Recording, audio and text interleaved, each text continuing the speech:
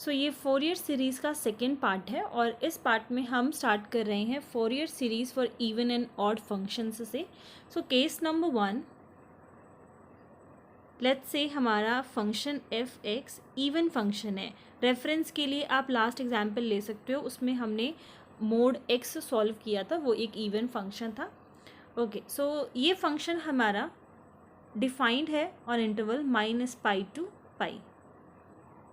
Now the question is, when we will find an, our integral will be 1 by pi and the limits will be -π to π fx cos nx. Okay, so function हमारा even है, cos भी हमारा even function होता है। सो इन दोनों का product कैसा हो जाएगा? इवन। तो हम इस केस में लिमिट को कैसे लिख सकते हैं? 2 बाई पाई कर लेंगे, ये मैंने लास्ट लेक्चर में डिस्कस किया था, इसको 2 बाई पाई कर लेंगे और ये लिमिट वर्क करेगी फ्रॉम 0 to पाई और ये एज इट इज सेम रहेगा, जिसमें हम लिख सकते हैं एफ एक्स जो हमारा फंक्शन है और cos n x d x. जब हम बी एन कैलकुलेट करेंगे तो सिंपली जब हमारा फंक्शन इवन है तो हम ए एन के इस फॉर्मूले को यूज़ कर सकते हैं। जब हम बी एन कैलकुलेट करेंगे सो उसके लिए हमारा फार्मूला है 1 बाई पाई, लिमिट होगी -π to pi, function f x और ये हो जाएगा sine n x t x. इस केस में क्या हो रहा है? ये हमारा इवन है एंड ये ऑड है, so even into odd will be odd function. और जब भी इंटीग्रल में ऑड है तो स्ट्रेट अवे हम इसको 0 लिख देंगे। जब आप फोरियर सीरीज़ में वैल्यू को पुट करोगे, फोरियर सीरीज़ क्या होगी? एक तो आपको कांस्टेंट वाला part, then a n cos n x cos वाला पार्ट और दूसरा b n sine n x. अब क्योंकि साइन बी एन की वैल्यू 0 है सो ये यहाँ से हट जाएगा। तो आप क्या ऑब्जर्व कर रहे हो कि जब भी फंक्शन हमारा इवन फंक्शन है तो जो हमारी फोरियर सीरीज़ की एक्सपेंशन है उसमें सिर्फ कॉस का पार्ट है, ठीक है। तो हमारी फोरियर सीरीज़ जो है वो बिल्कुल कोसाइन की फॉर्म में है, जिसको हम कोसाइन सीरीज़ भी कहते हैं। ऐसा कब हो रहा है? केस नंबर 1 में जब हमारा फंक्शन इवन होगा तो हमें जो सीरीज़ मिलेगी वो मिलेगी कोसाइन सीरीज़। ओके, अब इसी में अगर मैं ऑड की बात करूं तो अब हम फंक्शन एफ एक्स को ऑड ले लेते हैं। जब हम ए एन कैलकुलेट करेंगे तो ये हमारा ऑड फंक्शन होगा और ये हमारा इवन फंक्शन होगा। सो इस केस में ये बन जाएगा ऑड और ए एन ऑड के केस में हो जाएगा 0। बी एन की बात करेंगे तो ये अब क्योंकि फंक्शन हमने ऑड लिया है तो ये भी ऑड हो जाएगा, odd into odd will be even.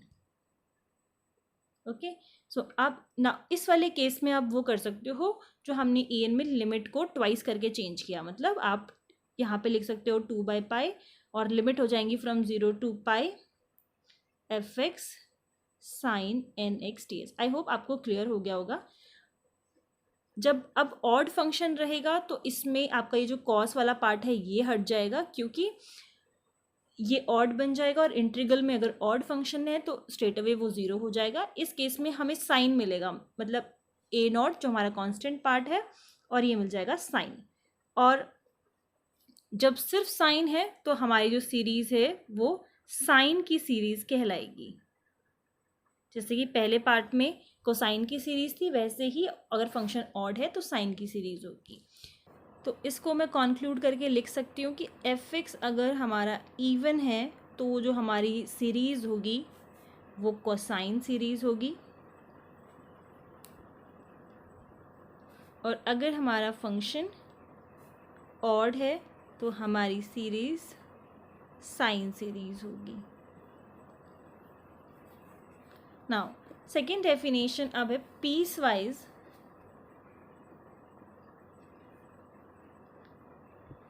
Monotonic function.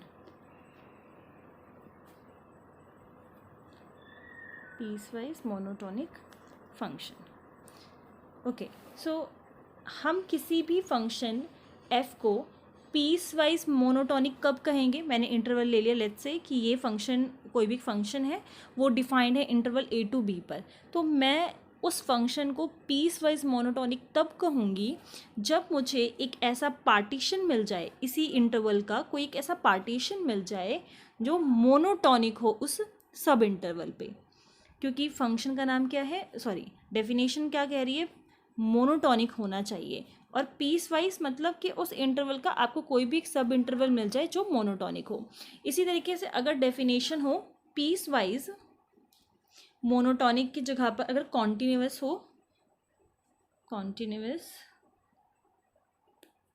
तो डेफिनेशन क्या होगी कि अगर हमारा फंक्शन f किसी इंटरवल a टू b पर डिफाइंड है तो मुझे उसका कोई सब इंटरवल मिल जाए जिस पे वो कॉन्टिन्यूअस हो। अब डिस्कस कर लेते हैं एक एग्जाम्पल। हमने fx ले लिया, fx is equals to, function की वैल्यू x होगी अगर ये माइनस पाई, x की वैल्यू माइनस पाई से ग्रेटर हो और 0 या 0 से लेस हो। फंक्शन की वैल्यू 2x होगी अगर x की वैल्यू 0 से ग्रेटर हो और पाई से लेस हो। इस केस में हम क्या करेंगे, सबसे पहले ए नॉट को कैलकुलेट करेंगे। ए नॉट का फॉर्मूला क्या था, 1/पाई, integral will be minus pi to pi. अब देखो इसी वाले केस की मैं प्रीवियस लेक्चर में बात कर रही थी। अगर फंक्शन दो वैल्यूज़ अटेन कर रहा है डिपेंडिंग ऑन कि x की वैल्यू क्या है, तो यहाँ पर हम लिमिट को ब्रेक कर देंगे और लिमिट क्या चलेगी, माइनस पाई टू 0 और ये हो जाएगा 0 टू पाई। अब इस केस में फंक्शन x वैल्यू लेगा और इस केस में 2x। आप सिंपली इसको इंटीग्रेट कर दोगे तो ये हो जाएगा 1/पाई, यहाँ पर मिलेगा x²/2 और यहाँ पर मिलेगा x²। 2 से 2 कैंसिल हो जाएगा। इसमें लिमिट लगेगी माइनस पाई टू 0 और इसमें लिमिट लगेगी हमारी 0 to pi. Upper limit minus lower limit करेंगे इसको सॉल्व करने पर तो हमें आंसर मिल जाएगा पाई/2। नाउ नेक्स्ट an कैसे सॉल्व करेंगे, 1/पाई minus pi to pi fx cos nx dx। यहाँ पर भी हमें इसे ब्रेक करना होगा। क्यों, क्योंकि फंक्शन जो है दो वैल्यूज़ को अटेन कर रहा है। जब फंक्शन दो वैल्यूज़ को अटेन करेगा तो हमेशा लिमिट को ब्रेक करके ही सॉल्व करना है। जो पहला वाला पार्ट है दैट विल बी 1/पाई और इसकी लिमिट चलेगी minus pi to 0 x cos nx dx और इसी तरीके से दूसरा हो जाएगा फ्रॉम 0 टू पाई और x की जगह पर 2x हो जाएगा जो कि हमारा दूसरा फंक्शन है dx। यहाँ पर दो बार आइलेट लगेगा, ये पहला फंक्शन ये दूसरा फंक्शन, एक बार आइलेट यहाँ पर अप्लाई होगा, दूसरा इसको फर्स्ट फंक्शन हम मानेंगे और इसको सेकेंड फंक्शन मानेंगे। तो जब हम ट्वाइस टाइम आइलेट अप्लाई करेंगे, जैसे कि 1/पाई एज इट इज़, इसको सॉल्व करते हैं।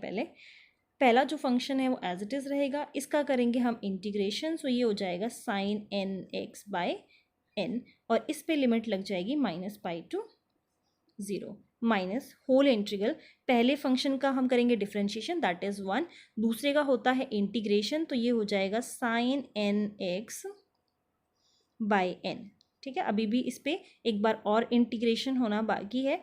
सो मैं यहाँ पर फिर से इंटीग्रेशन करके लिमिट लगा रही हूँ। अब साइन का इंटीग्रेशन होगा माइनस कॉस, सो ये नेगेटिव नेगेटिव पॉजिटिव हो जाएगा। साइन की जगह पर आ जाएगा कॉस nx और क्योंकि ऑलरेडी एक बार n यहाँ पर था तो ये हो जाएगा n²। अब यहाँ से लिमिट हट जाएगी क्योंकि मैंने एक बार इसको इंटीग्रेट कर दिया है। अब इस पे लिमिट लगेगी हमारी फ्रॉम माइनस पाई टू 0। इसी तरीके से हम दूसरा वाला भी जो है सॉल्व कर लेंगे आइलेट लगा के। उसके लिए मैं 2 को बाहर रख रही हूँ और इस पे हम अप्लाई कर रहे हैं। तो हमारा जो पहला फंक्शन है वो एज इट इज़ रहेगा, दूसरे पे लगेगा आइलेट। अब कॉस का इंटीग्रेशन होता है साइन nx/n और इस पे लिमिट लग जाएगी हमारी 0 to pi minus whole integral x का डिफरेंशिएशन 1, साइन कॉस का इंटीग्रेशन हो जाएगा वही सेम साइन nx/n और वापस से हम जब इसका इंटीग्रेशन करेंगे तो ये positive cos cos nx by n square, और लिमिट हो जाएगी फ्रॉम 0 टू पाई। ठीक है, now we know sine n pi हमारा 0 होता है, और जब साइन 0 आप पुट करोगे तो भी वो 0 हो जाएगा। तो इससे हमारा जो ये वाला पोर्शन है, ये वाली टर्म हट जाएगी, और यहाँ से भी जो हमारी साइन वाली टर्म है ये भी हट जाएगी। ठीक है, तो साइन n पाई भी 0 है और साइन 0 भी 0 है, और इसको हम, ये जो 2 मैंने यहाँ लिखा है वो मैं इसके साथ लिख सकती हूँ 2। अब मैं इस इक्वेशन को मर्ज करके लिख रही हूँ। मेरे पास ये जो एक टर्म बची थी वो यहाँ पर आ जाएगी कॉस, इस वाली टर्म को मैं यहाँ लिख रही हूँ पहले, cos nx by n square, और यहाँ पर हमारी लिमिट थी -पाई टू 0, सो -पाई टू 0 नाउ प्लस, अब मैं ये वाली जो वैल्यू जो टर्म है वो यहाँ लिख रही हूँ। सो ये हो जाएगा twice time cos nx by n square, और इसकी लिमिट थी फ्रॉम 0 टू पाई। तो मैं इसको यहाँ पे इरेज कर देती हूँ, from 0 to pi. Now this will be 1 by pi, upper limit minus lower limit करेंगे, पहले 0 पुट करेंगे, so cos 0 is 1 by n square minus, अब हम लोअर लिमिट पुट करेंगे। सो cos जो फंक्शन है वो इवन फंक्शन होता है, तो माइनस पाई पुट करने पे ये पॉजिटिव का हो जाएगा, और ये जगह cos n pi is -1 to the power n by n square, similarly by 2 by n square. अब हम जब अपर लिमिट पुट करेंगे तो हमें मिल जाएगा cos n pi which is -1 to the power n, और 0 पुट करने पे हमें मिल जाएगा -1। अब हम इसे सॉल्व करेंगे, we will get n square हम कॉमन ले सकते हैं।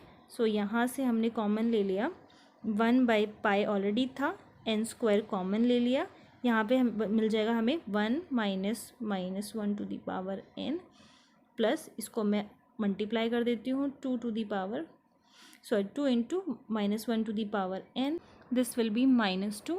और अब हम इसको सॉल्व करके लिख सकते हैं, ये हो जाएगा हमारे पास positive -1 to the power n, again we can solve this, -2 -1, this will be -1, और ये हो गया solve. Now on the basis of n we can solve, n अगर ऑड है तो हमारे पास क्या आंसर आएगा, और n अगर इवन है तो। So on the basis of n we will get 0 in case n is even, and -2 by pi n square if n is odd. See, अगर n इवन होता है तो ये पॉजिटिव का 1 हो जाएगा, और ये -1 + 1 0, ये पूरी वैल्यू 0 हो जाएगी। और इन केस ये ऑड होता है तो ये नेगेटिव 1 हो जाएगा, so this will be -2। Okay, so ये आंसर मिल गया हमें an का। इसी तरीके से हम अब bn की वैल्यू को कैलकुलेट करेंगे। bn is 1 by pi minus pi by -पाई to pi f(x) sine nx। ये पार्ट आपको सॉल्व करना है, मैं आपको बता देती हूँ किस तरीके से होगा। इसमें भी आपको लिमिट को ब्रेक करके लिखना है 2 इंटीग्रल्स में। अगेन यहाँ पर आइलेट अप्लाई होगा, और इस वाले इंटीग्रल में भी आइलेट अप्लाई होगा। जैसे कि हमने an के लिए सॉल्व किया, एग्जैक्टली वैसे ही सॉल्व होगा, और लास्ट में n की वैल्यू ऑड और इवन होने पे आपको 2 रिजल्ट मिलेंगे। सो अगर ऑड है तो आपको आंसर मिलेगा 3 बाई n। आप सॉल्व करके देखो, और अगर इनकेस कोई प्रॉब्लम होती है तो मुझे कमेंट सेक्शन में बताओ, हम ये पार्ट फिर से डिस्कस कर सकते हैं। सो इवन होने पे आपको आंसर मिलेगा -3 by n। Okay, this is our bn, और इस वैल्यू को a0, an एंड bn हम अपनी फोरियर सीरीज़ में पुट कर देंगे, और वहाँ से हमें मिल जाएगा हमारे फंक्शन का फोरियर सीरीज़। आई होप आपको ये क्वेश्चन क्लियर है। इन केस कोई डाउट होगा तो you can ask me in comment section, and thank you for listening.